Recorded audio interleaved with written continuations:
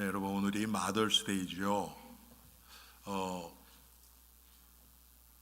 마더스데이 이 어버이 주일을 지날 때마다 제 마음 속에 항상 갈등 아닌 갈등이 생겨요.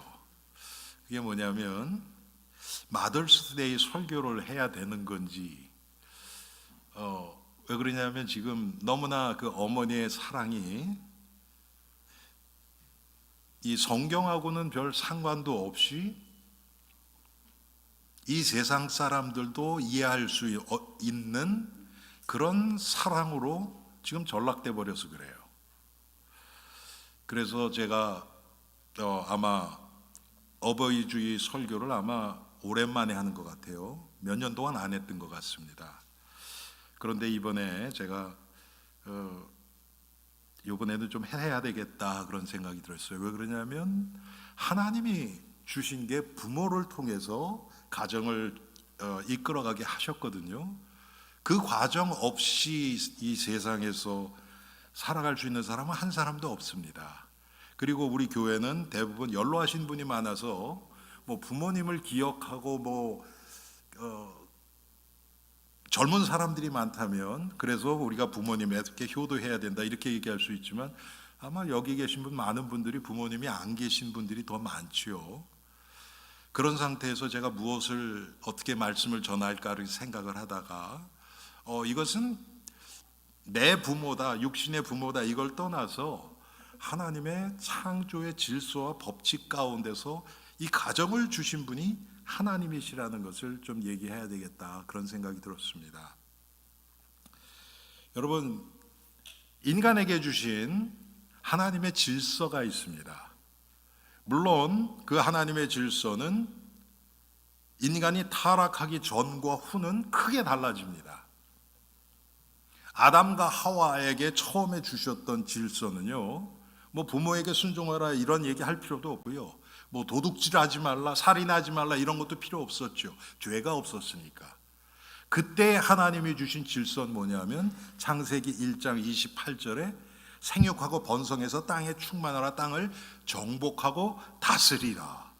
27절에는 하나님이 하나님의 형상대로 우리를 지으셨다고 말씀하셨고요. 그 얘기는 뭐냐면 하나님이 우리를 영적인 존재로 지으셔서 영이신 하나님과 교제를 하면서 그 하나님의 권능과 능력을 통해서 세상을 정복하고 다스리라는 것이 하나님의 질서고 법칙이었습니다.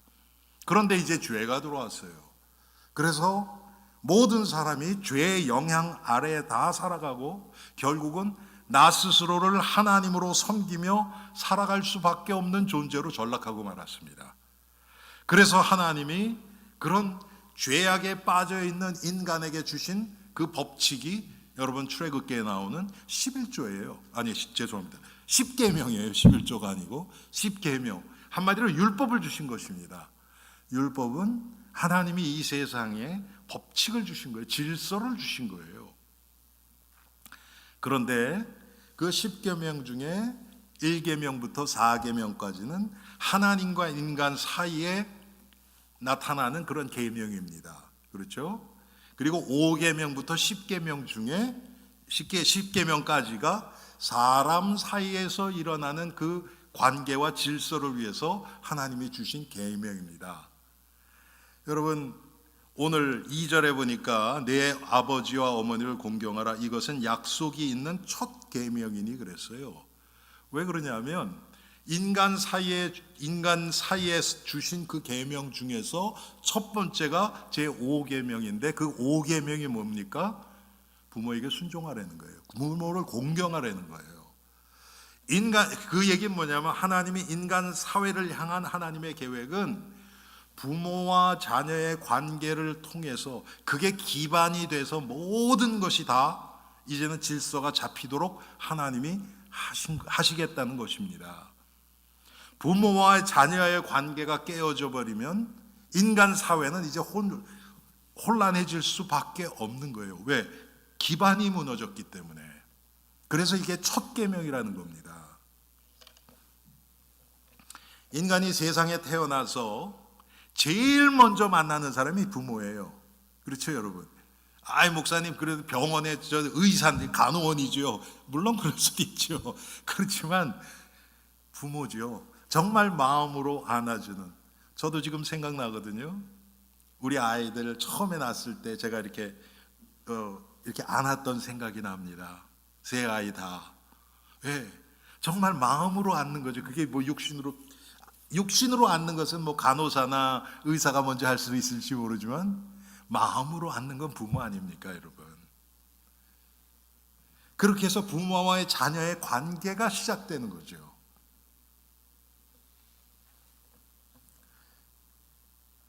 그러면서 부모의 돌보심 가운데서 이 세상을 살아가요. 이 세상을 배우게 됩니다. 그리고 부모의 보호 아래에서 이제 부모 품을 떠나서 독립하기까지 모든 가치관이나 모든 것을 부모를 통해 배우도록 하나님이 그렇게 하신 거예요. 저는요, 이 모성애에 대해서 생각을 참 많이 해요. 제가 여러분들에게도 많이 말씀드렸지만 하나님이 모성애를 안 주셨으면 어떻게 됐을까? Mother Nature. 정말 동물들도 자기 새끼는 자기 생명을 던져가면서 지켜요. 저는 그 모성애를 생각하면 저는 부성애가 전혀 없는 사람인 줄 알았어요. 어려서부터 아이들을 너무 싫어했거든요, 저는. 아이들이 막 떠들고 그러면요. 제가 말씀드렸잖아요. 제가 20대 초반 막 이때는 그냥 아무 생각 없이 애들 쳐다보면 울었어요, 아이들이요. 그만큼 제 얼굴이 경직돼 있었어요. 거기다가 탁 쳐다보고 그냥 뭐 이렇게 인상 쓰고 그것도 아니고 그냥 쳐다보면 아이가 울더라고요. 저는 전혀 그래서 아이에 대해서 그런 게 없었는데 제가 한 번은요, 과거에 저희 교회에서 이 영어 전도학교라고 모였었어요. 모였는데 우리 저기 계시는 우리 선영 집사님하고 그 오빠하고 여기 그때 와 있었고 그랬는데 그 말씀 전하고 막 그러는데 우리 둘째 아이가 갑자기 배가 아프다 그러는 거예요. 그래서 그러냐 그러고서 잠깐만 그러고서 찬양하고 막 그랬는데 얘가 바지에다가 그냥 쫙 한 거예요. 뭐 걔가 뭐 한 서너 살 이렇게 됐을 때예요. 완전히 그냥 이렇게 그러니까 쉽게 얘기하면 설사를 한 거예요. 그것도 조금이 아니라 왕창. 그래서 걔를 어떻게 합니까? 그래서 데리고 밑에 내려가서 우리 남자 화장실 안에 가면 또 방이 있어요. 남자분들은, 여자분들은 그거 모르시죠? 남자 화장실에는 특실이 있습니다. 우리 교회. 그 안에 방이 있는데 그 안에 보면 청소를 하기 위해서 싱크가 이렇게 여러분 지금 화장실에 들어가면 이렇게 파셋이라 그래서 이렇게 물 나오고 이렇게 손 씻게해서 이만하게 사기로 된 거 있잖아요. 그런데 그 남자 화장실 안에 들어가면 걸레 빨아야고 막 이렇게 돼서 이렇게 큰 싱크가 이렇게 있어요. 그래서 거기다 아이를 세워놓고 다 벗기고 씻어주는데 제가 죄송합니다 이런 얘기를 해서 얼마나 더럽습니까 여러분? 그렇죠? 인간의 분비물 중에 가장 더러운 게 여러분 대변 아니에요. 그런데 뭐 그 뜨거운 물 약간 미지근한 물로 하면서 그냥 손으로 막 하는데 전혀 더럽다는 생각이 안 드는 거예요. 제가 원래 그런 사람이 아닌데 그러면서 제가 되게 저 자신에 대해서 충격을 받았어요. 평생에 그런 적이 없었으니까. 여러분 그런 성품들 하나님이 주신 겁니다.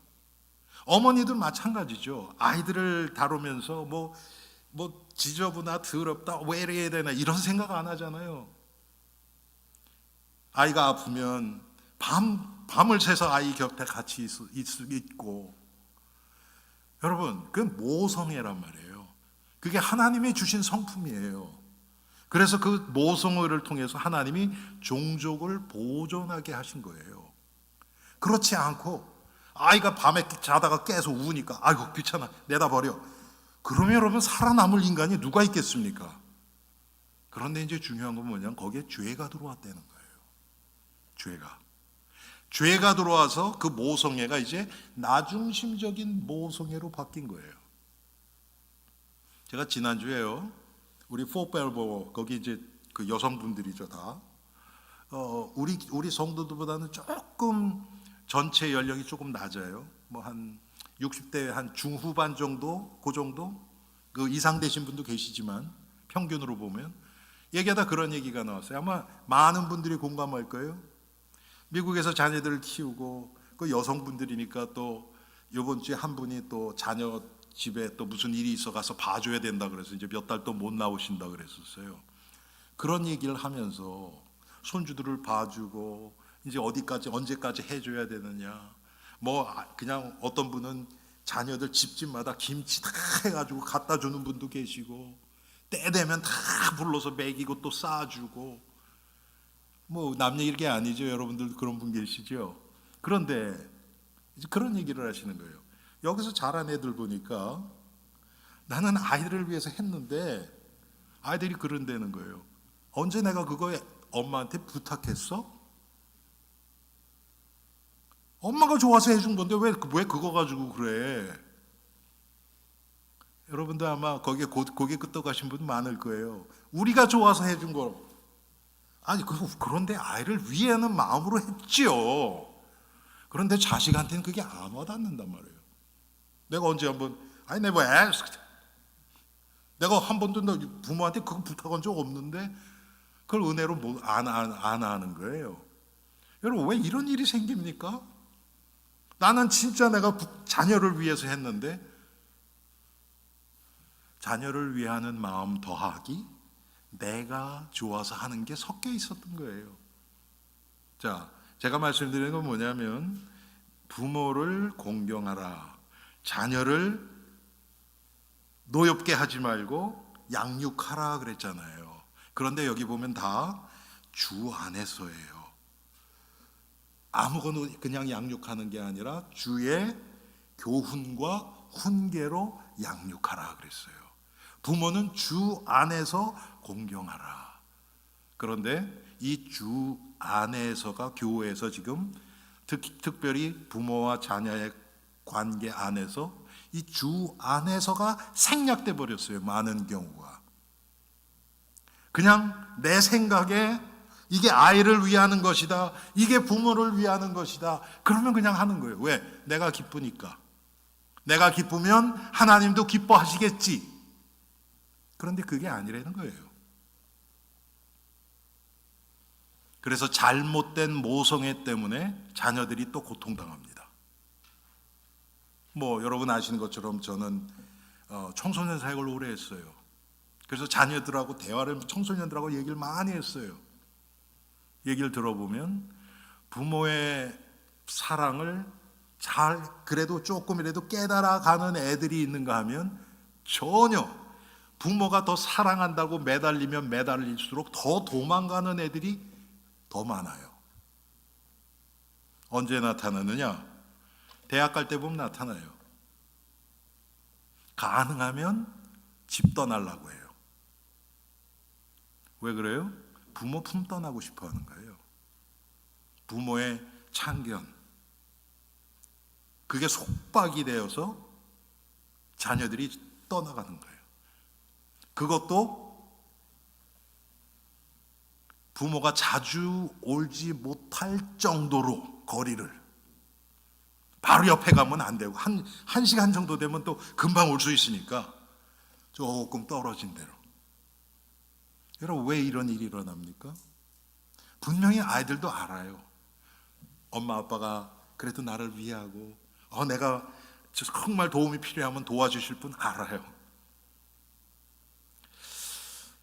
여러분 정말 뭐 여기 계신 분들 예수님을 믿는 믿음 생활을 뭐 1, 2년 하신 분은 거의 안 계시죠. 몇십 년씩 하셨죠. 그런데 자녀와의 관계, 부모와의 관계에서 성경적으로 내가 하고 있는가를 점검해보고 그런 적이 몇 번이나 있는가.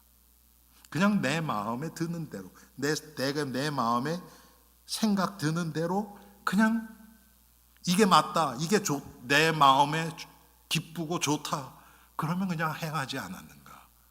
우리가 오늘 하나님 앞에서 우리의 믿음의 가정들을 한번 점검해보는 시간이 되기를 바랍니다. 하나님 앞에서는요, 부모 자녀 이전에 하나님의 은혜를 함께 받은 성도예요. 여러분, 부모 자녀의 관계보다 사실은 성도끼리의 관계, 이게 우선입니다. 이게 잘 이해가 안 되시죠? 왜? 우리는 이 땅에서 자녀 부모는요, 기껏해야 몇십 년이에요.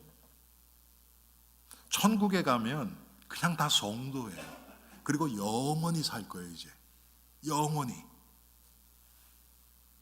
그런데 이렇게 우리가 우리 부모를 보지 못했고 자녀를 보지 못했어요. 저는 지금 제가 말씀드린 이 조건을요, 항상 제 안에서 씨름합니다.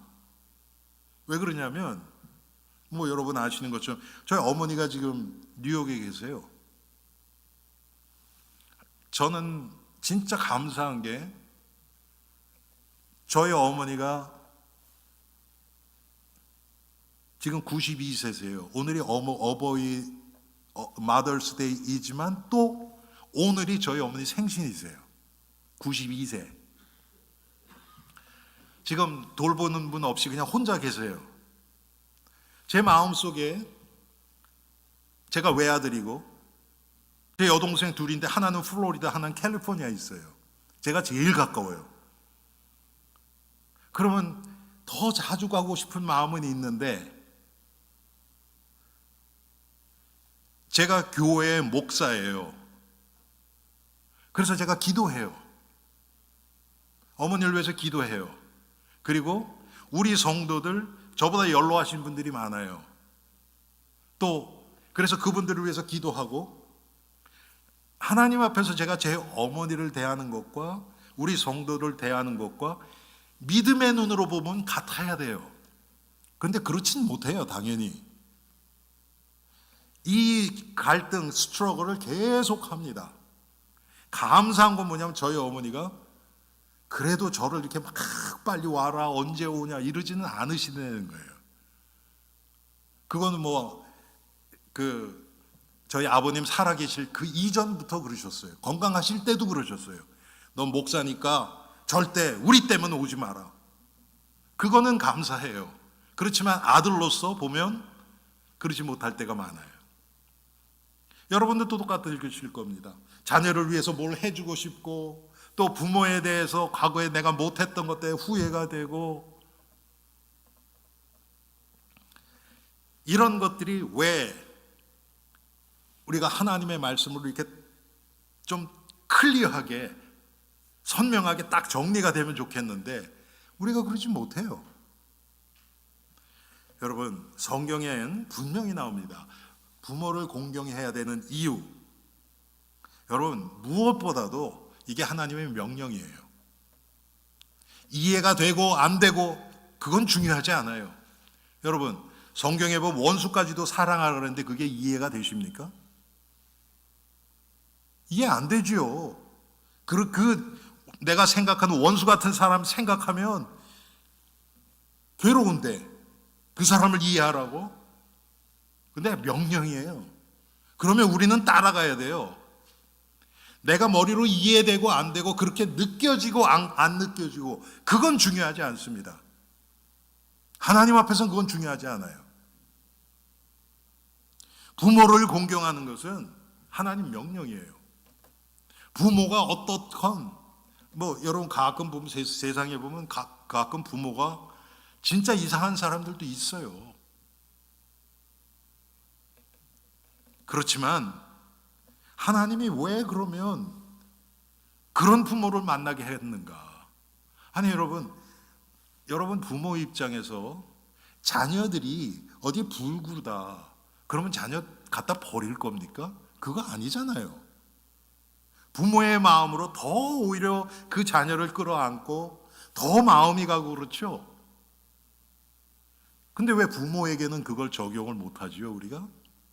여러분 중에서 혹시 내가 부모 잘못 만나서 우리 부모가 이랬으면 내가 진짜 좋았을 텐데 지금의 내가 아닐 텐데 이런 마음을 갖고 계신 분이 계시다면 여러분 그거 이전에 그런 부모를 만나게 하신 분이 하나님이세요. 하나님이 실수하셔서 그런 부모를 주셨을까요? 아니에요. 그렇지 않습니다. 하나님이 그런 부모와의 관계를 통해서 나에게 하실 일이 있기 때문에 그래요.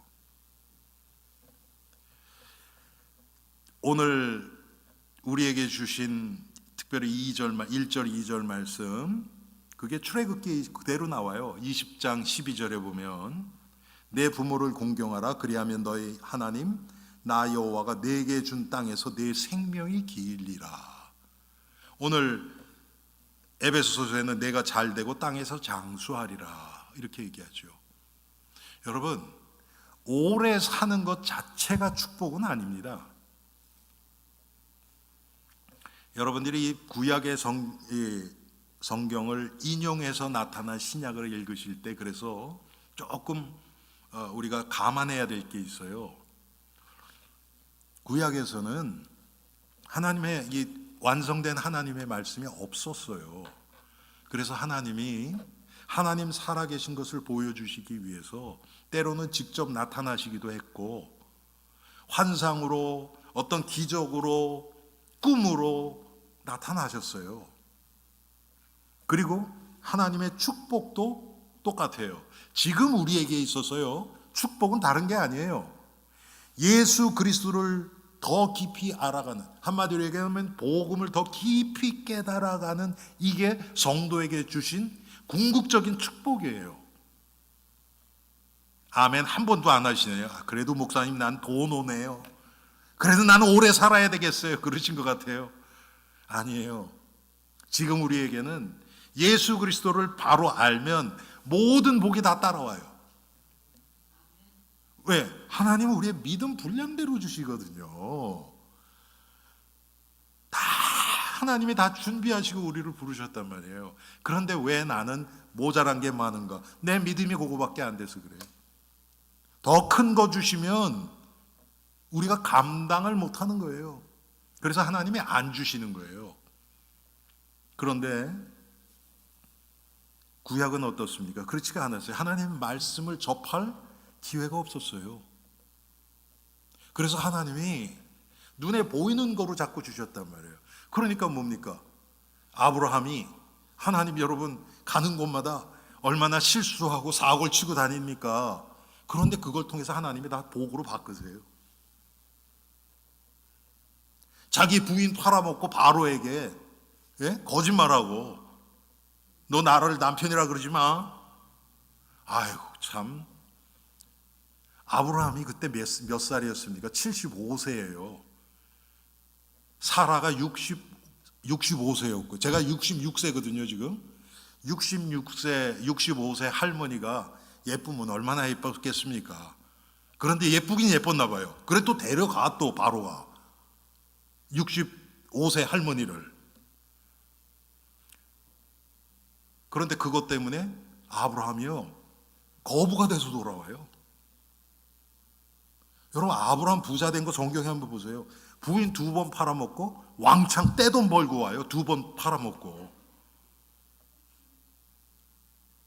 왜 그렇습니까? 아브라함을 통해서 하나님이 하실 일이 있기 때문에. 너는 복이라 그랬거든요. 창세기 12장에 보면. 왜요? 너로 말미암아 열방이 복을 받는다. 예수 그리스도가 나실 그 약속을 아브라함이 받았어요.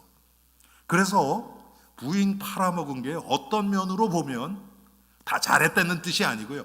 어떤 면으로 보면 그게 아브라함의 믿음이 조금 포함되어 있어요. 그건 무슨 뜻이냐? 부인은 팔아도 돼. 그렇지만 나는 죽으면 안 돼.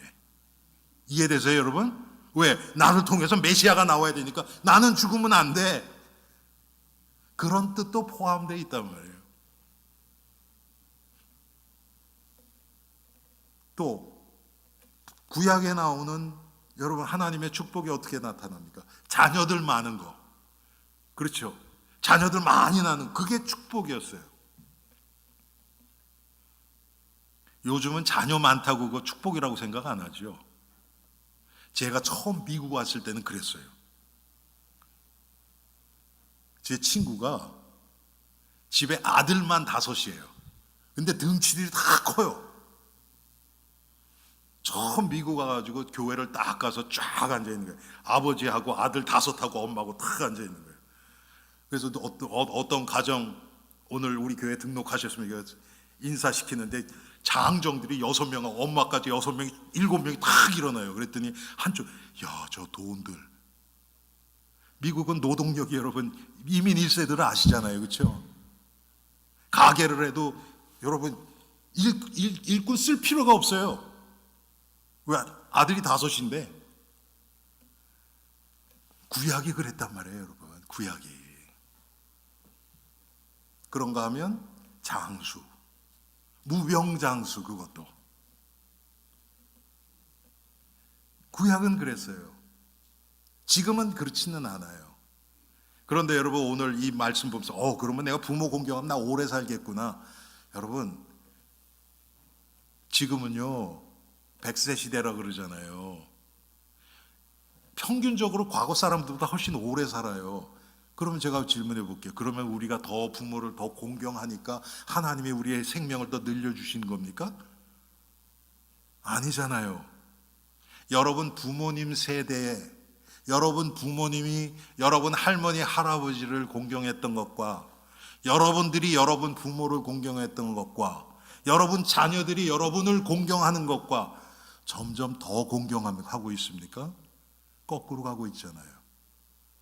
지금 그 얘기가 아니에요. 그래서 이런 말씀을 여러분들이 이 신약 성경에서 읽으실 때는 이것을 이 구약적인 개념을 감안하시고 있어요. 읽으셔야 돼요. 그냥 오래 사는 게 아니고 복음 안에서 예수 그리스도를 깊이 깨달아 가면서 오래 사는 여러분 복음의 유익을 위한 하나님의 나라의 건설을 위해서 하나님이 끝까지 사용하시는 그런 분들, 저는 우리 성도님들 연로하신 분들 위해서 기도할 때 그래요. 하나님 오래만 살게 해주지 마시고 이분들이 끝까지 정말 저는 딱 하나예요. 후대들을 위하여 기도하는 기도의 배경이 되게 해주세요. 저는 그렇게 기도합니다. 왜? 지금 이 시대에 너무 기도가 없어요. 제가 가끔 가다가 막 제 마음속이 너무 아프고 막 부담스러울 때가 있어요. 그건 뭐냐면 감사하게도 하나님이 이 부족한 종을 위해서 기도의 배경을 지금까지 참 많이 주셨어요. 저희 할머니 할아버지 외가 친가 저희 고모님들 저희 부모님 저희 집사람도 그렇고 정말 저를 위해서 기도하신 분이 많았어요. 제가 그걸 피부로 느껴요. 그런데 나는 후대를 위해서 얼마나 기도하고 있는가. 우리 후대들이 제 나이 됐을 때 제가 지금 하는 이런 고백을 할 수 있을까?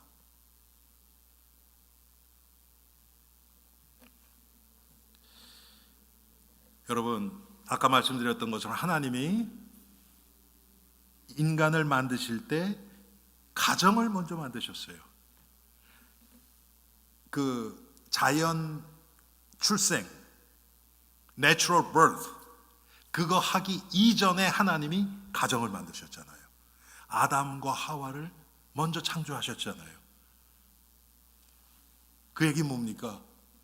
부모를 통해서 자녀들을 양육하고 그 계획을 하나님이 창조하실 때부터 갖고 계셨던 거예요.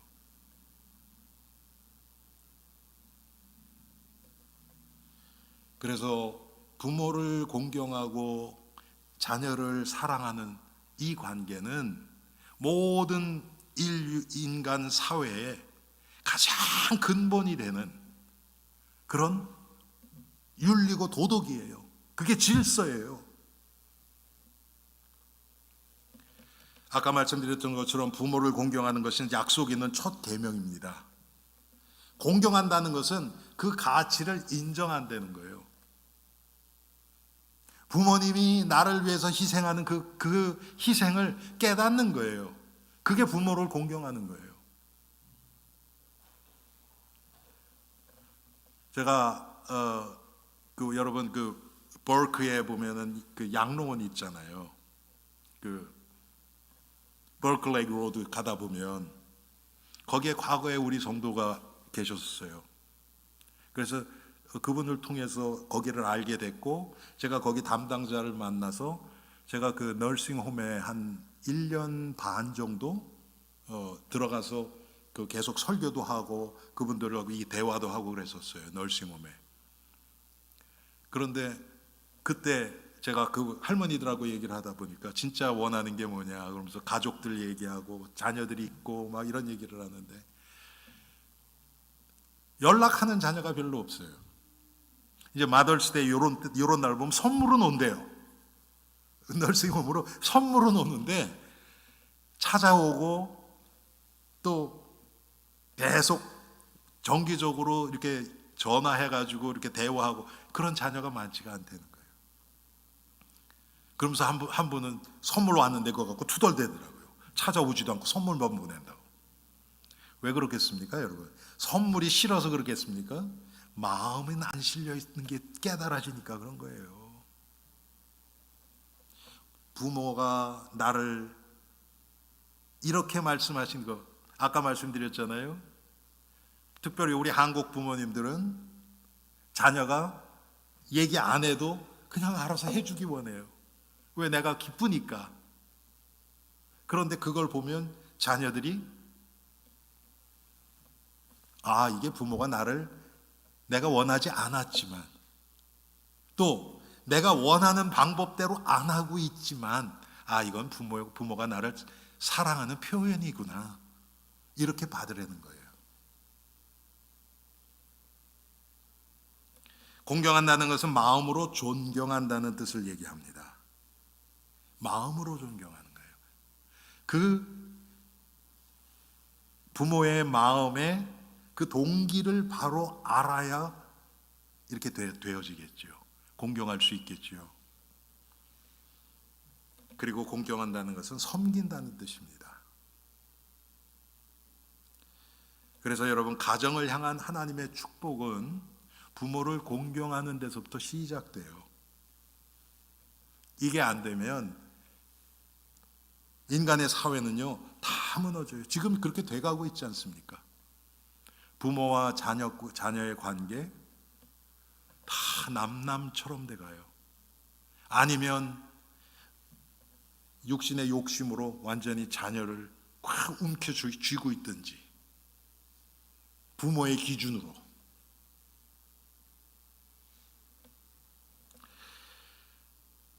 여러분, 어떤 자녀가 정말 부모를 공경하는 자녀일까요? 자녀들 마음에 드는 그것을 부모에게 하는 자녀가 아니에요.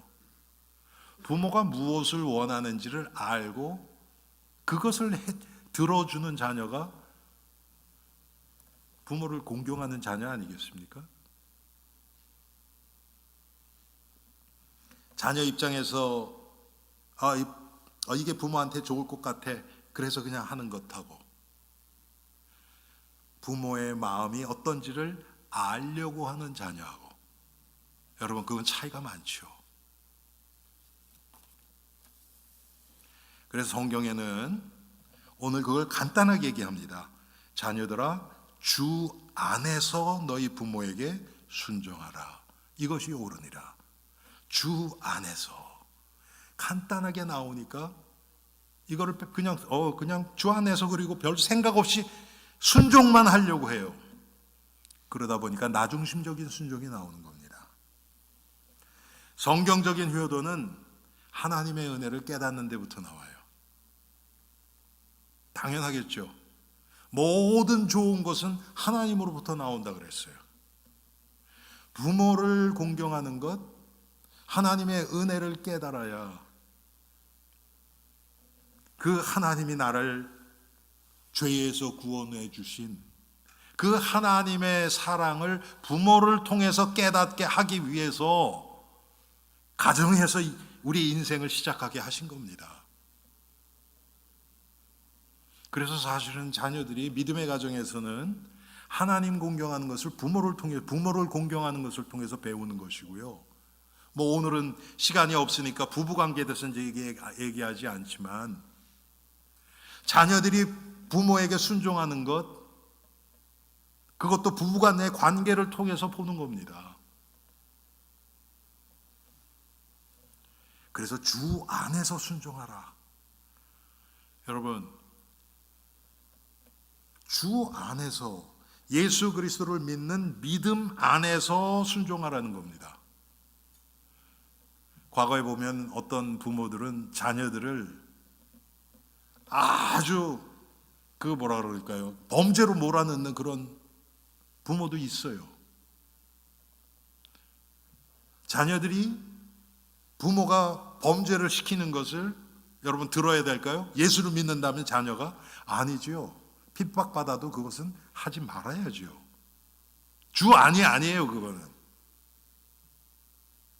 자녀의 마음이 기쁜 것도 아니고 주님이 기뻐하시는 주의 뜻 안에서 부모에게 순종하라는 겁니다. 여러분, 부모 이전에 하나님이에요.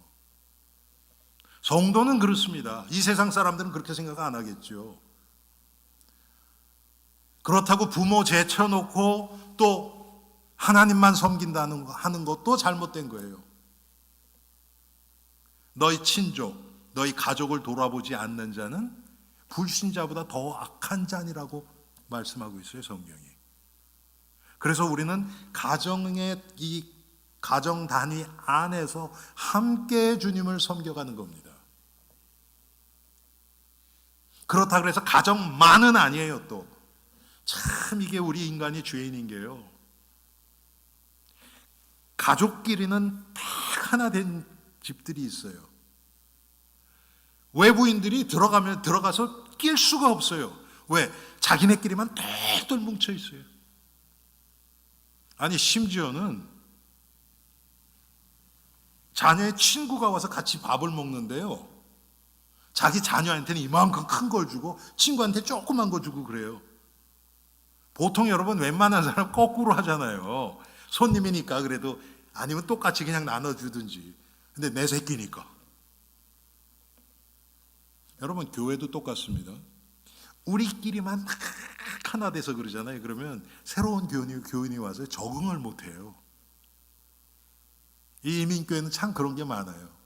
어떤 교회 보면 몇 가정이 딱 있어요. 이렇게 뭐 친척들, 뭐 자녀들 해갖고 딱 몇 가정이 있어요. 외부 사람이 들어가면 적응을 못해요. 거기. 그리스도의 사랑으로 하나 되면 우리는 더 이 그리스도의 사랑으로 하나 되면 될수록 이 가정이라는 단위, 이 가정이 오히려 외부에 있는 많은 사람들을 더 포용하고 품게 되어 있습니다. 그게 하나님이 원하시는 거예요. 여러분, 예수님이 그러셨죠. 제자들에게 너희가 서로 사랑하라. 너희가 서로 사랑하면 사람들이 너희가 내 제자인 줄 알리라 그랬어요. 그게 제자들에게만 주신 걸까요? 아니에요. 가정도 똑같아요. 우리가 그리스도의 사랑으로, 부모 자녀의 인간적인 사랑이 아니고, 남자 여자의 부부에 가렸던 인간적인 사랑이 아니고 그리스도의 사랑으로 하나 되어지면, 여러분, 그렇게 되면 세대 차이가 왜 일어나겠습니까? 제가 저희 친척 중에 한 분이 지금 100세세요. 100세. 목사님이에요. 근데 지금도 활동하세요. 그런데 제가 그분 참 존경하는 것 중에 하나가 뭐냐면요, 제가 마지막으로 그분 설교를 들었던 게 오래됐어요. 한 20년 이상 됐는데요. 그러니까 80 가까이 되셨을 때 들었는데 80세 노인 설교가 아니에요. 얼마나 소망에 가득 차고 얼마나 믿음의 확신의 설교인지 와, 제가 깜짝 놀랐어요. 대부분 안 그렇죠. 뭐 80 이상 여기도 계신 분 계시지만 그 정도 되면 이제 조금 어른 대접 받으려고 하고 막 그러잖아요. 그러면 아이들은, 젊은 세대들은 그냥 그런가 보다 하고 그냥 인사 겉으로 하고 그냥 쓱 지나가죠. 왜?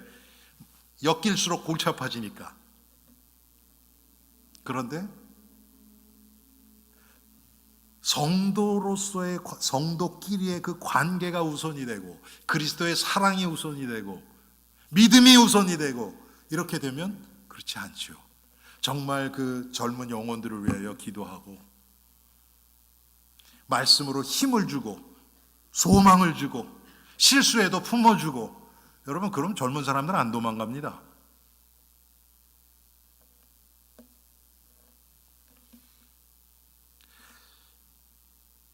또 주 안에서 순종하라는 것을 예수님이 보여주셨잖아요. 십자가에서 고통 가운데 계시면서도 어머니를 요한에게 부탁하셨죠. 여러분 그 당시 마리아도 예수님이 메시아이신 걸 아셨어요. 자기 몸으로 난 육신의 아들이지만 그리스도인 걸 아셨어요. 그런데 예수님은 그 십자가의 고통 가운데서도 어머니를 끝까지 요한에게 맡기면서 당부한 것이죠.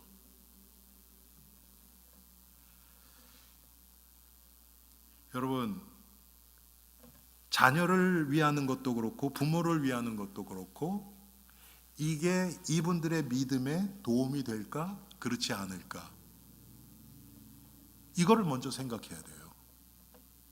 이 사람이 좋아할까 안 좋아할까가 아니고, 부모님이 기뻐하실까 안 기뻐하실까 이게 아니고, 내가 이런 행동을 하고 이런 말을 했을 때 내 부모님이 영적으로 더 그게 유익할까 그렇지 않을까.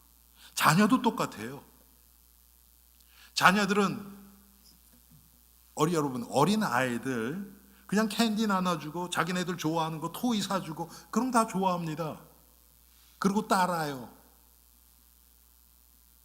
우리 교회 서준이 있잖아요. 여러분이 만약에 걔한테 만날 때마다 캔디 주잖아요. 그럼 여러분 좋아할 겁니다. 당연해요.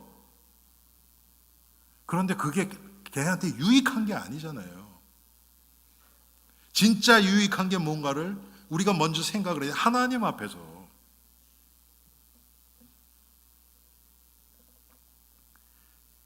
부모 공경을 통해서 하나님은 우리에게 모든 천국 창고에 그 하나님이 우리를 위해서 준비하신 모든 축복을 다 풀을 준비가 돼 있어요. 그런데 그 시작이 부모를 공경하는 데서부터 나오고요. 그게 믿음으로 부모를 공경하고 그 안에서 부모의 관계를 통해서 복음이 유익이 되고 주위에 더 많은 사람을 품고 우리 가정을 통해서 주위의 많은 자들을 복음으로 유익하게 하려는 하나님의 계획이 분명히 있거든요. 그렇게 사용되어질 때 하나님은 우리에게 더 큰 이 세상의 육신적인 축복도 주실 것입니다. 잘 되고 이로써 내가 잘 되고, 여러분 잘 된다는 게 그냥 일이 잘 풀리기만 한다는 게 아니에요. 하나님 쪽에서 볼 때 잘 돼야 되는 거예요. 여러분 이게 무슨 말장난 같지만요, 될 일은 잘 되고 안 될 일은 안 돼야 돼요. 우리는 그걸 잘 몰라요. 하나님은 다 아세요. 우리 주위에 보면 그런 분 있죠.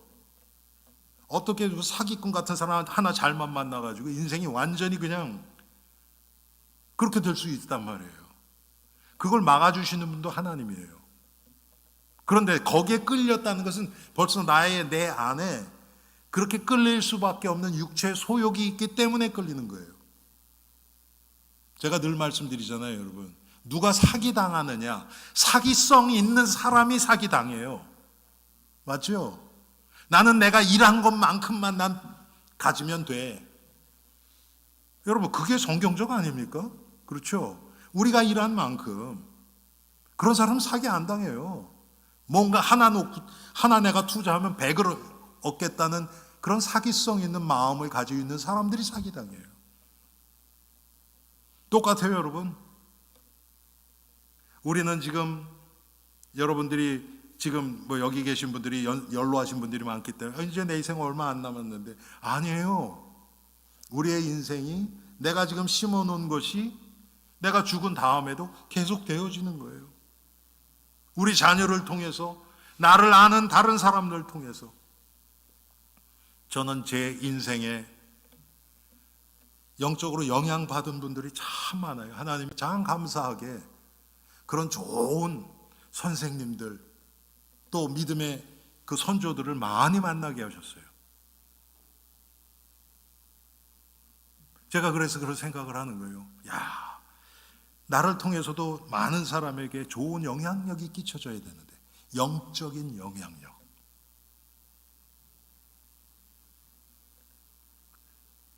난 내가 이 세상을 떠나고 난 다음에는 후대가 나에 대해서 어떤 평가를 내릴까? 그 이전에 하나님은 지금 나를 어떻게 보고 계실까? 부모의 자녀의 관계도 마찬가지예요. 여러분들이 여러분 부모를, 아니면 여러분 자녀가 여러분들을 딱 하면, 우리 엄마 이런 사람이야, 우리 아빠 이런 사람이야. 어떻게 정의를 할까요? 여러분 앞에서 말고, 여러분 앞에서는 뭐 우리 엄마는 뭐 좋은 얘기 하겠죠, 당연히. 그런데 여러분 돌아가시고 난 후에 어떤 평가를, 어떤 말을 남길까요? 만약에 여러분 손주가 여러분 자녀에게 엄마, 아빠, 할머니, 할아버지, 아버지는 어떤 분이셨어? 그랬을 때 여러분 자녀가 여러분 손주들에게 어떻게 얘기를 할까요? 뭐 우리 이민 1세들은 뭐 부지런했고 열심히 살았고 뭐 대부분 그러시죠. 그런 거 말고 주 안에서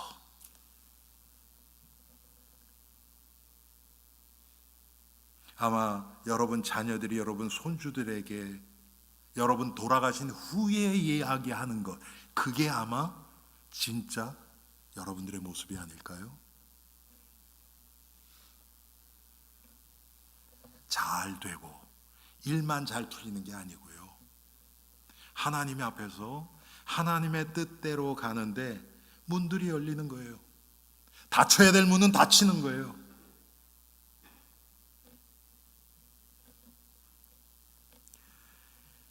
그리고 장수한다 그랬습니다. 여러분, 이것은 갈라디아서 6장에 보면 너희가 무엇으로 심든지 그대로 거두리라 그랬어요.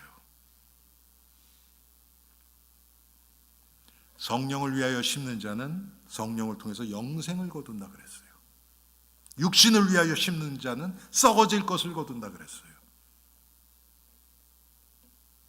여러분, 우리가 이 세상에서는요, 내가 심은 대로 그대로 돌아오지 않을 때도 많아요. 이 세상은 여러분 공평하지 않습니다. 우리 육신적으로 기준으로 보면 공평하지 않은 게 너무 많아요. 그런데 하나님 쪽에서 보면 공평해요. 때로는 그 이유를 우리가 발견하고 알 수도 있어요. 그런데 많은 경우 우리 잘 몰라요. 그런데 하나님은 공평하세요. 어떤 사람은 조금 뿌렸는데도 많이 거두는 사람이 있고요, 많이 뿌렸는데도 돌아오는 건 없는 경우도 있어요. 우리 학생들도 그래요. 진짜 머리 좋고 그런 애들은요, 조금 공부했는데 좋은 결과 확 나와요. 열심히 그냥 있는데 성적이 잘 안 나와요. 그런데 그렇다 그래서 하나님 공정하지 못하시니 그렇지 않아요. 제가 보니까요 그렇더라고요. 머리 안 좋은 애들은요 머리 의지하지 않아요. 그런데 그거를 뚫고 나온 애들은요 꾸준하게 계속해요. 왜? 자기 머리를 의지 못하니까 계속 성실하게 해요. 그런 애들이 끝까지 가더라고요. 또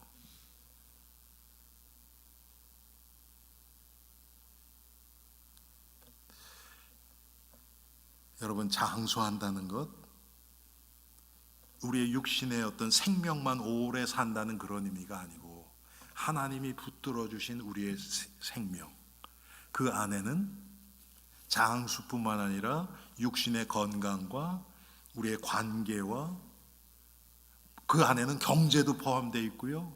모든 게 다 포함되어 있는 거예요. 하나님이 그렇게 해주신다는 거예요. 그런데 그거 시작이 부모를 공경하는 데부터 나오는 거예요. 자, 이제 말씀을 맺습니다. 여러분, 부모님 벌써 돌아가신 분들 후회에선 벗어나야 돼요. 잘못한 거 있으면 하나님 앞에 회개하고 떨쳐내야 돼요. 그 아픈 마음, 후회되는 마음 가지고 계속 고통당하는 것, 그건 절대로 하나님 뜻 아닙니다. 우리가 이 어버이 주일 마더스 데이를 맞이해서 우리 부모님을 향한 그런 육신적인 그리움 이런 게 아니고요.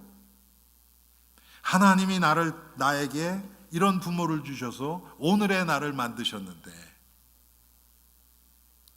내가 잘못 생각해서 마귀에게 속아서 상처로 와 있는 부분들은 우리가 치유받아야 되고요. 하나님의 나에게 이런 부모를 주셨는데 그 의미를 잘 깨닫지 못했던 것은 우리가 깨닫고 하나님 앞에 감사하면 되는 거고요.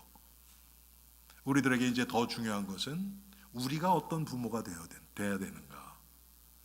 우리 후대들을 향해서 하나님의 뜻이 주 안에서 부모를 공경하고 자녀를 양육하는 정말 이 믿음의 가정이 돼야 되겠다. 하나님 앞에 기도하면서 우리 가정을 하나님 앞에서 다시 한번 돌아보고 주님 앞에 감사하고 회개하는 그런 의미 있고 복된 이 어버이 주일이 되기를